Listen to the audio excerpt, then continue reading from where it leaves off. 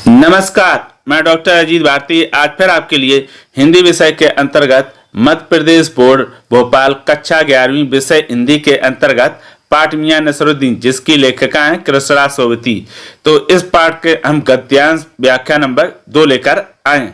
तो कक्षा 11वीं विषय हिंदी एमपी बोर्ड में गद्यांश और काव्यांश से आपके संदर्भ प्रसंग सहित व्याख्या भी पूछे जाते हैं। तो चलो फिर शुरू करते हैं। देखो प्रश्न कुछ इस प्रकार से दिया है ये। अब इसमें दिया कि निम्नलिखित गद्यांश की संदर्भ सहित व्याख्या कीजिए, यानी संदर्भ प्रसंग और व्याख्या 3 चीजें लिखनी होती हैं और अंत में विशेष भी लिखती है। इस तरह से 4 चीजें लिखनी होती है। तो सबसे पहले आप क्या करेंगे, गद्यांश को कम से कम 2 से 3 बार पढ़कर समझ लेंगे कि इसमें गद्यांश में कहा किसके बारे में गया या क्या कहा गया। तो चलो पढ़ना शुरू करते हैं। बिटर बिटर अपनी तरफ देखते पाया तो सिर हिला अपनी कारीगर से बोले, अरे ओ बब्बन मियाँ भट्टी सुलगा दो तो काम से निपटे। ये बब्बन मियाँ कौन है साहब? मियाँ ने रुखाई से जैसे फांक ही काट दिए हो। अपने कारीगर और कौन होंगे? मन में आया पूछ लें, आपके बेटे बेटियां हैं। पर मियाँ नसरुद्दीन के चेहरे पर किसी के दबे हुए अंदर के आसार देख ये मजबूर ना छिड़ने का फैसला किया। इतना ही कहा, ये कारीगर लोग अपनी शागिर्दी करते हैं। ये हो गया। ठीक, अब आते हैं हम उत्तर पर। तो उत्तर हम कैसे लिखेंगे? सबसे पहले तो आप काले पेन से उत्तर लिख देंगे ये, फिर गद्यांश की शुरू के 2 शब्द और डैश डैश कर दिया और गद्यांश के अंतिम 2-3 शब्द लिख देंगे। इस तरह से बिटर बिटर और शागिर्दी करते हैं। ठीक, अब आते हैं उसके बाद संदर्भ लिखेंगे। तो संदर्भ इस प्रकार से हेडिंग हम लिख देंगे काले पेन से संदर्भ। अब लिखेंगे प्रस्तुत गद्यांश हमारी पाठ्य पुस्तक आरोह के प्रसिद्ध शब्द चित्र मियां नसरुद्दीन पाठ से लिया गया है जिसकी लेखिका है कृष्णा सोबती। देखो तो संदर्भ में 3 चीजें ध्यान रखना है। एक तो पुस्तक का नाम, दूसरा पाठ का नाम और तीसरा रहता है लेखक या लेखिका का नाम। बस इन्हीं का उल्लेख करना होता है। अब आते हैं परम प्रसंग में।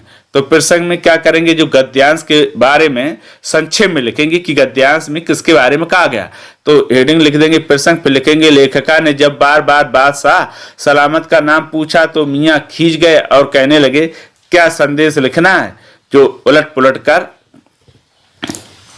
बादशाह सलामत का नाम पूछती हो और लेखिका की ओर एकटक देखने लगे। तो ये हो गया आपका प्रसंग। ठीक, अब आते हैं हम व्याख्या पर। तो अब व्याख्या में क्या करेंगे, हम थोड़ा उसको विस्तार से लिखेंगे। हेडिंग डाल देंगे व्याख्या। ठीक है, व्याख्या डालने के बाद अब लिखना शुरू करेंगे।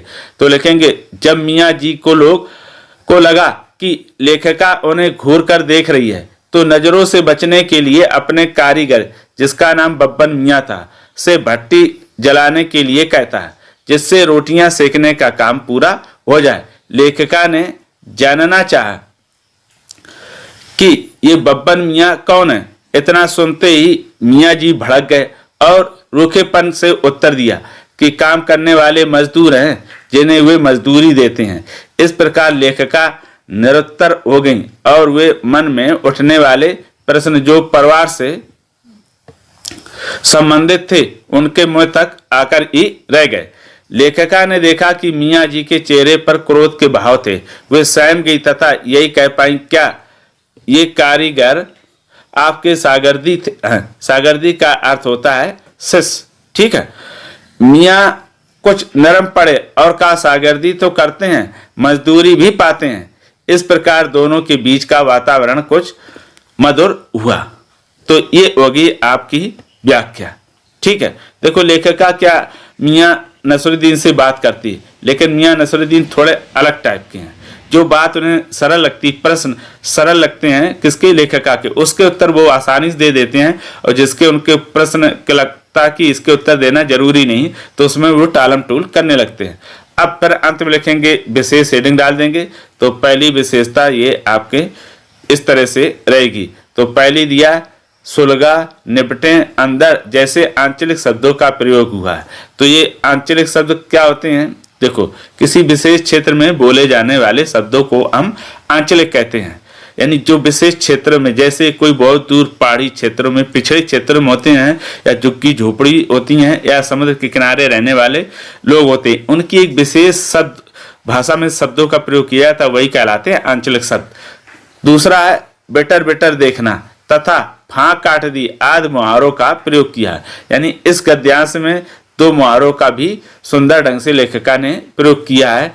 इस प्रकार से ये आपके मियां नसरुद्दीन पाठ के दूसरी व्याख्या क्या होगी, समाप्त होगी। अगर उसके पश्चात भी इससे संबंधित किसी प्रकार का कोई प्रश्न हो तो कमेंट करके हमें अवश्य बताइएगा।